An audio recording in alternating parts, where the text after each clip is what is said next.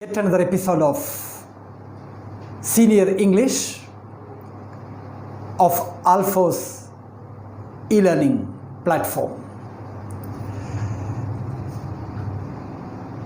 In this episode, we see the second part of the prose lesson which we have dealt in the previous session. The third prose lesson in Senior Intermediate English textbook, To Sir with Love, written by E.R. Braithwaite.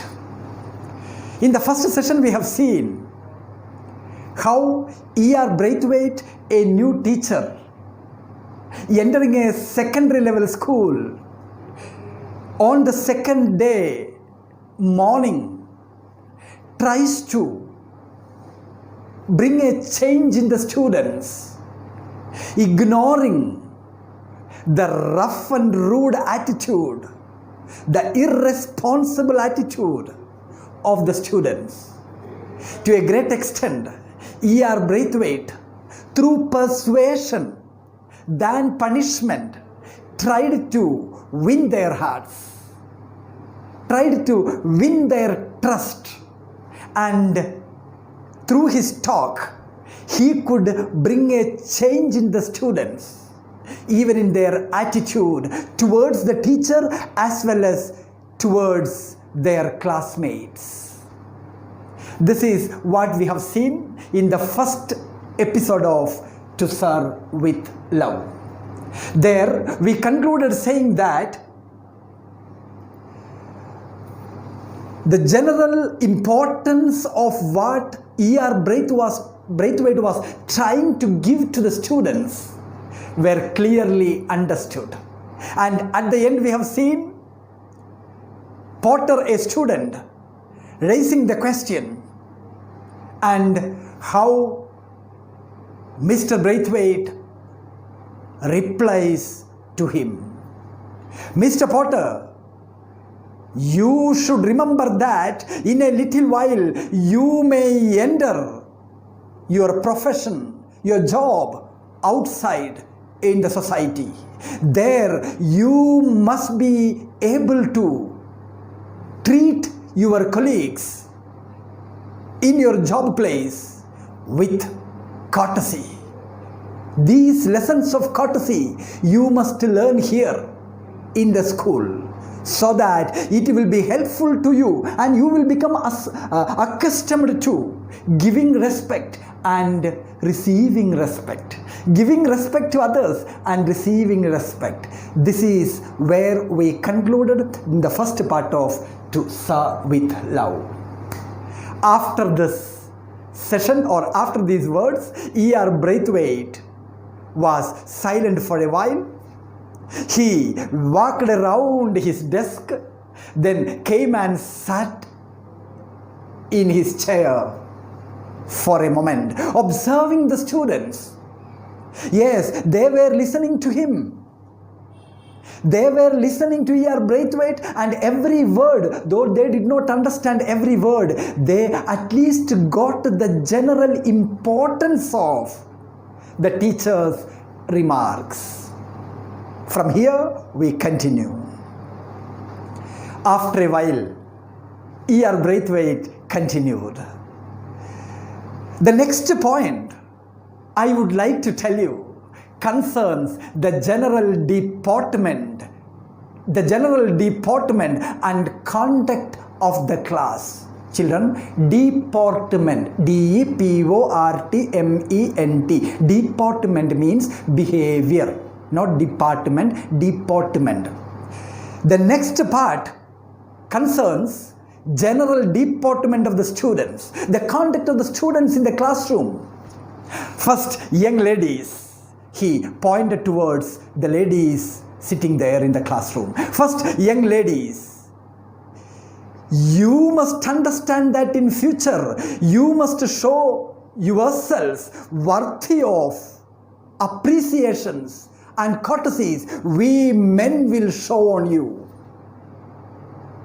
I repeat, students, Young ladies, you must understand that in future you must show yourself worthy and appreciative of the courtesies and the respect we men show towards you. What does it mean, children? We men show much respect. We men give much respect and appreciation to women, to the young girls or women in the classroom. In future, you should be worthy of them, in the sense, unless you have good contact, unless you have good general deportment, good manners in life, a moral life, a valuable or valuable life set based on values, we men will not give you the respect, and you do not deserve our respect then. Students, it is very common in our society. In future, you may come across your college mates, men or women.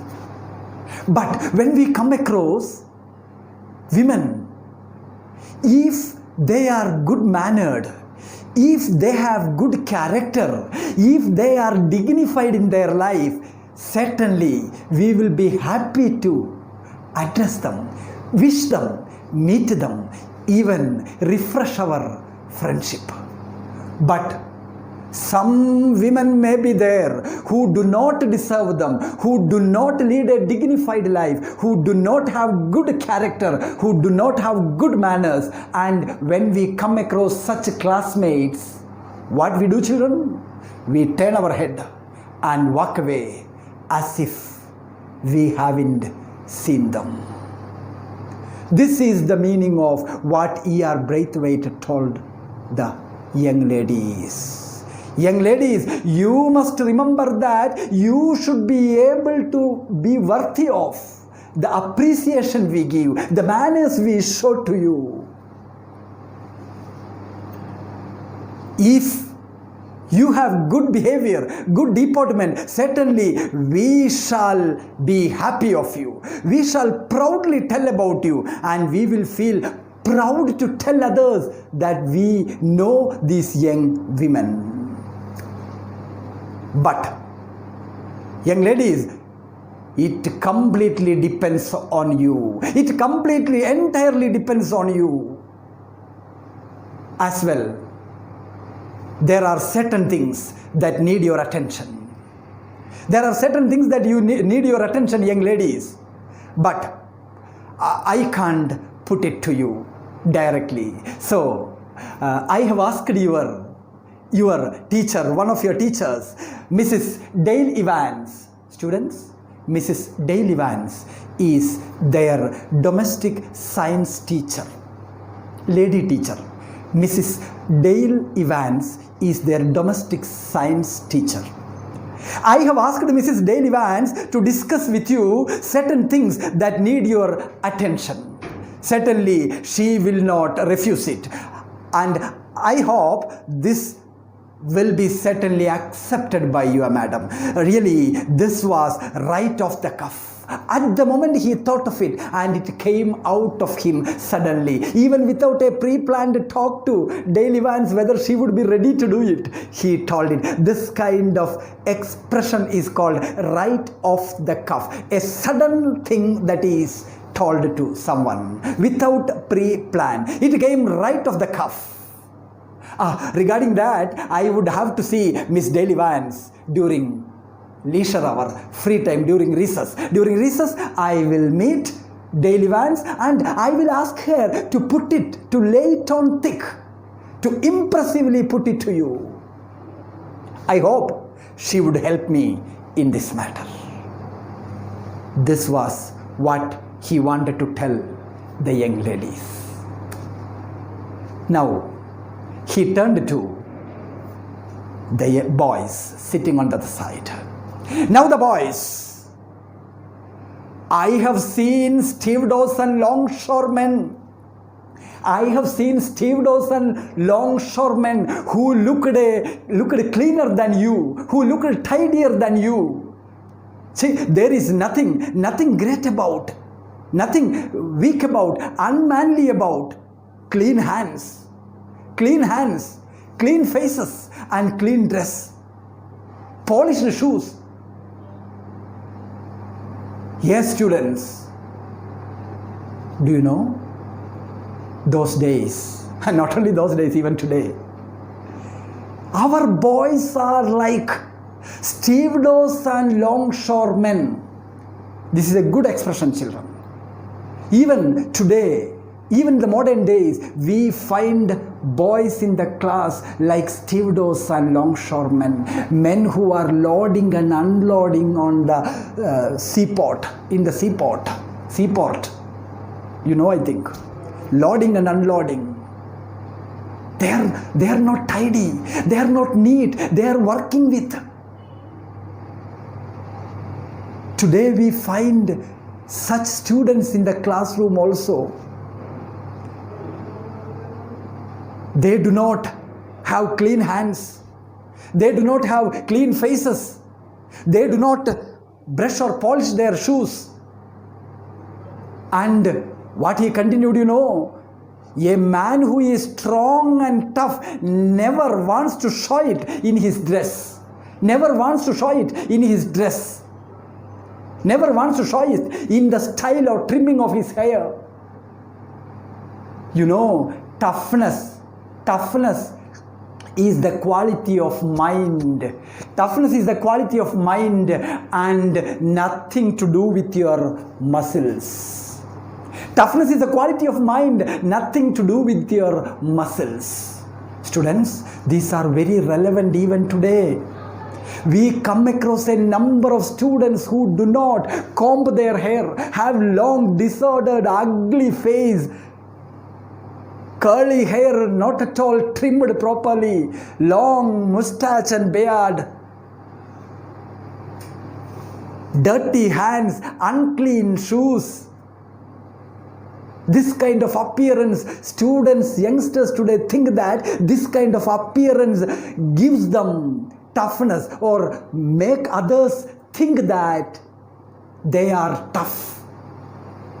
But no, you know, strength and toughness has nothing to do with your muscles, your way of dressing, your style of your hair. How rude he was in his words towards boys. Toughness is a quality of mind. It has nothing to do with the muscles. Hey, young boys, you, I suppose, in about a year or so, many of you will be thinking of having girlfriends. Many of you will be thinking of having girlfriends. Students, the culture, British culture, American culture, they find a life partner or a girlfriend very early in life. They have that kind of culture. Their culture and traditions are as such. But we are in the Indian situation. You should not think of having girlfriends very early in life, which would spoil your life. Okay, so in the near future, you will think of having girlfriends.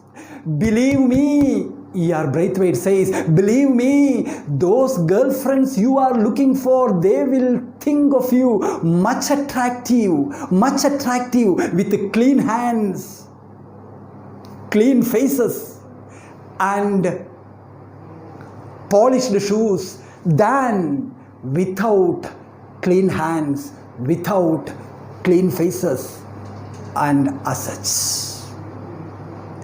This was the plain words spoken to the young boys. Believe me, he says. Boys were all embarrassed for a while because many of them felt ashamed. They were having untidy hair, unclean hands, unclean face, dusty shoes, very careless about their dressing because they felt untidy appearance makes one strong and it adds to toughness. This was a powerful hit towards such students. He gave a moment to digest. A moment to digest. What do you mean by moment to digest? A moment to make the boys understand what he was trying to tell them. After a moment, he continued, "You are the top class." The very operative word is top. Top class. The very operative word is top. That means you must be the standard. You must set a standard in all the things for the rest of the school, for the juniors, because the juniors will follow whatever you do. They will try to walk like you. They will ape you in walking. They will ape you in your words. They will ape you in the manners, and in everything they will follow you. They will try to walk like you. They will use the words you use. And as long as you are here, I tell you, top students, top class students, you should be top in everything, because the responsibility of the entire school, the responsibility of the entire juniors is on your shoulders, because the word top is very operative word.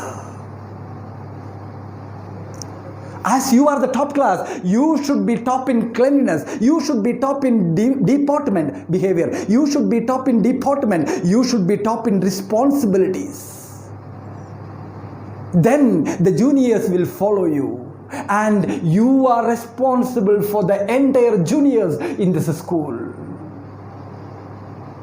And as a teacher, as your teacher, I promise you, I shall help you the way you want me, the way I can. I shall help you both by example and by encouragement. Both by example and by encouragement. And I believe in you that you have all the qualities to be a fine class, a role model class in the secondary school. I believe in you, children. I believe in you. Everything depends on you, my dear students. Everything depends on you. Now, any question? Now, any question? A hand shot up. It was Miss Joseph. Yes, Miss Joseph? Sir, what about Mr. Weston? Mr. Weston is never clean, and he never has brushed shoes. He never wears tidy shoes. All the students looked at Miss Joseph for a while. The question she raised was relevant question. What about Mr. Weston? Students, Mr. Weston was a teacher there. Mr. Weston was a colleague of E.R. Braithwaite. The student exactly raises the question, sir, you are telling about neatness, you are telling about tidiness. What about Mr. Weston? He never wears polished shoes. His face and hands are never tidy. But one thing E.R. Braithwaite observed, Miss Joseph was very polite in telling the word, adding the word, addressing him, sir. Sir came easily this time. He felt happy, in fact, because students were within a few minutes, within that session itself, students have picked up much in their life.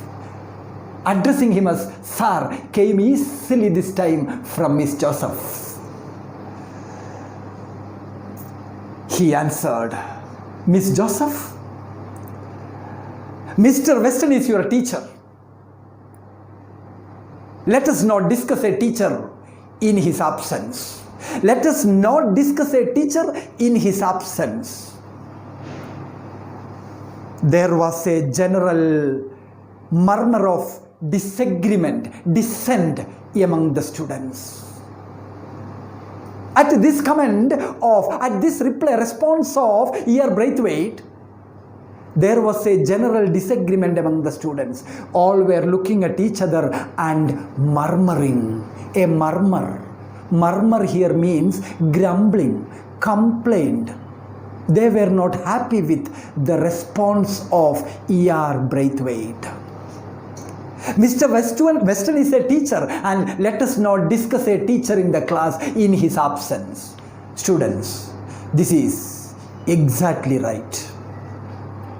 You might have come across many teachers in the classroom, many lecturers in the classroom, discussing another lecturer, discussing another teacher. This is never encouraged.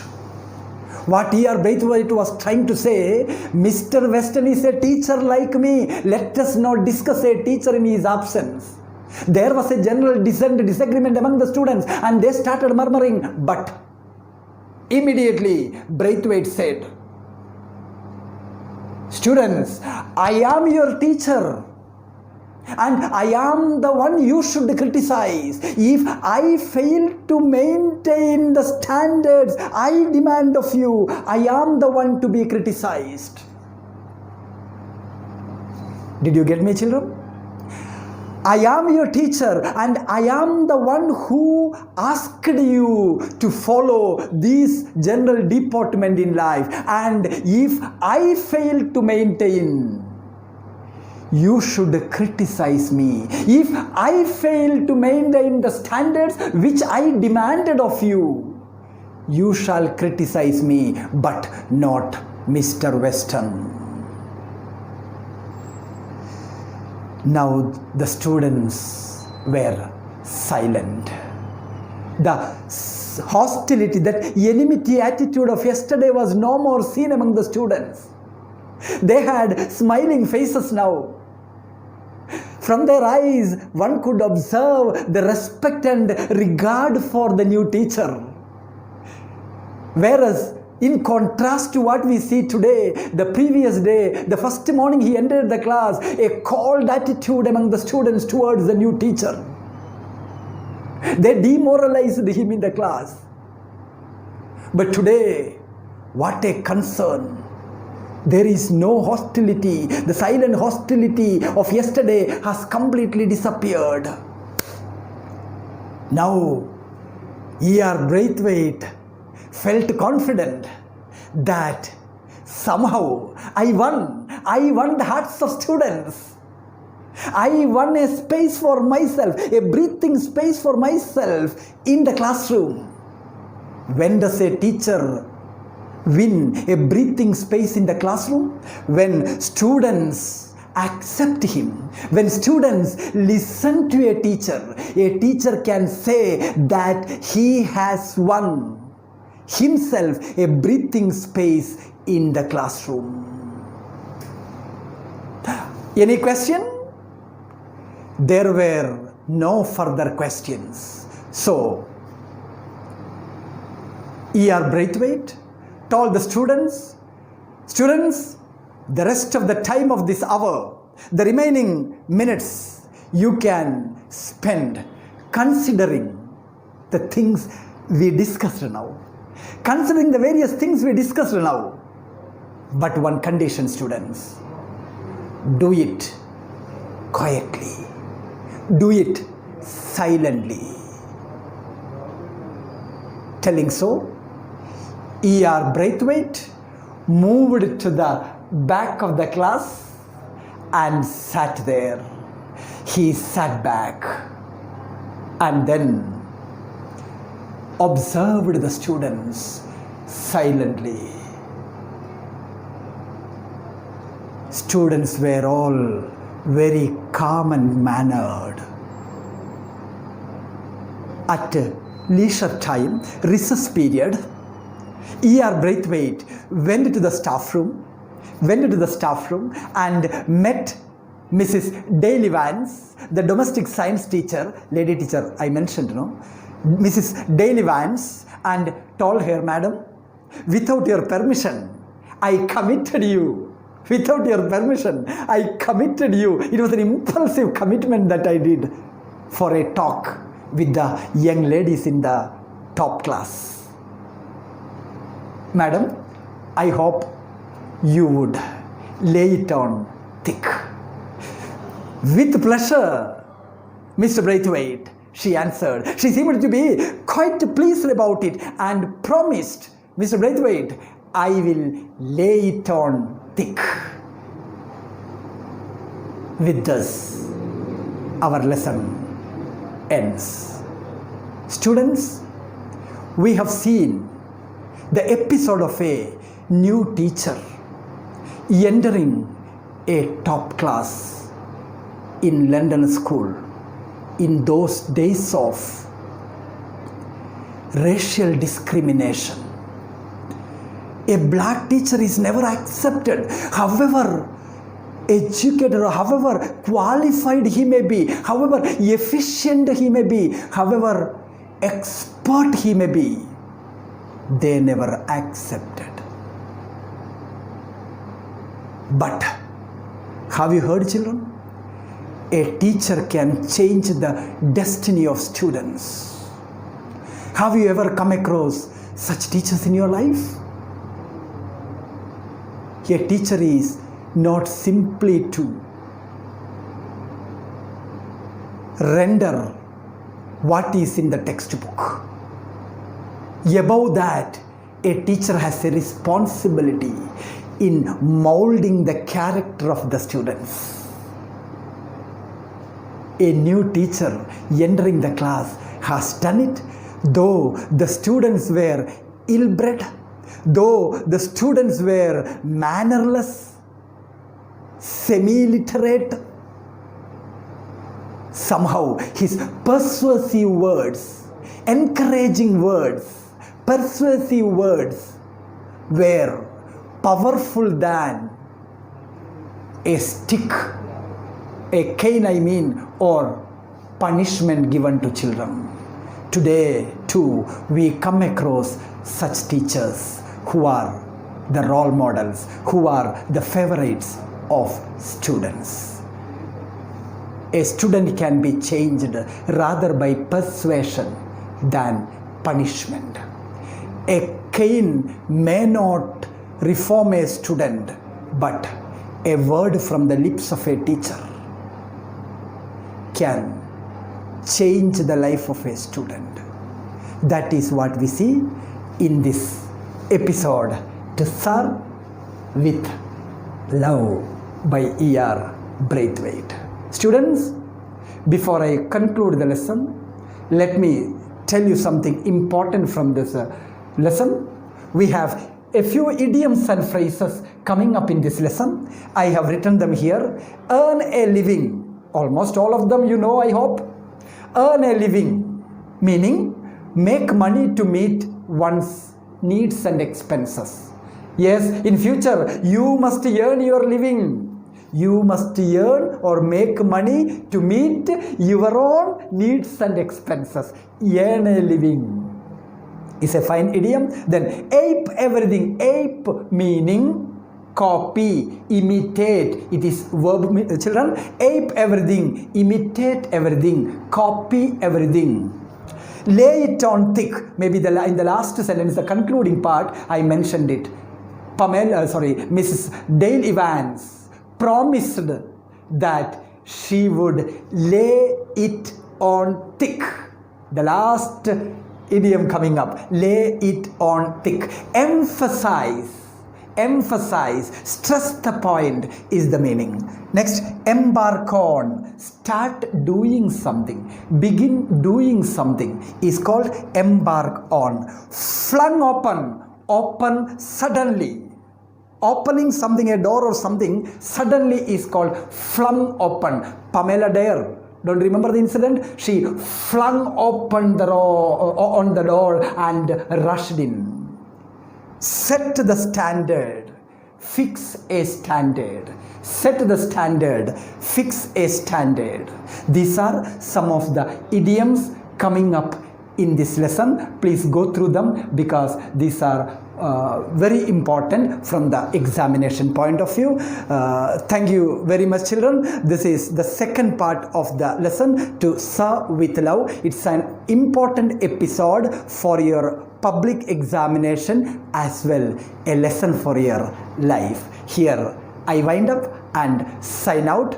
J. Madan Paul, lecturer in English, Alphos Educational Institutions.